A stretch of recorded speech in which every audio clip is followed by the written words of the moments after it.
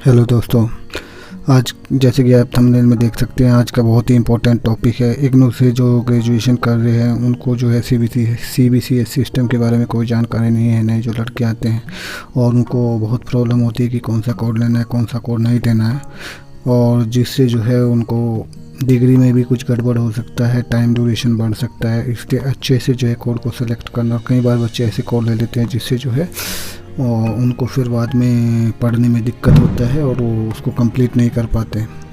तो इसलिए मैं आप सभी को जो जानकारी देना चाहता हूँ वो बहुत ही इम्पोर्टेंट है। तो जो नए स्टूडेंट जो है ग्रेजुएशन जो करना चाहते हैं इग्नू से, और सबसे पहले मैं आपको ये बात बता देना चाहता हूँ कि जो सीबीसीएस सिस्टम है वो ओनली जो है बीए, बीएससी और बीकॉम के लिए है। बाकी सभी के लिए जो सिस्टम पहले से चला आ रहा है ओल्ड सिस्टम वही चलता रहेगा बाकी कोर्सेज़ के लिए।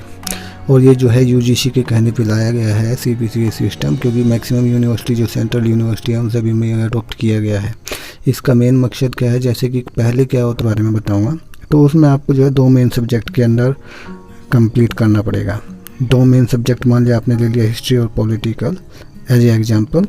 तो उनका जो कोर कोर्सेज हैं उनको सीसी बोलेंगे। कोर कोर्सेज मतलब वो मेन सब्जेक्ट आपके होंगे, वो सिर्फ कोर कोर्सेज के अंदर लिए जाएंगे। और डीएससी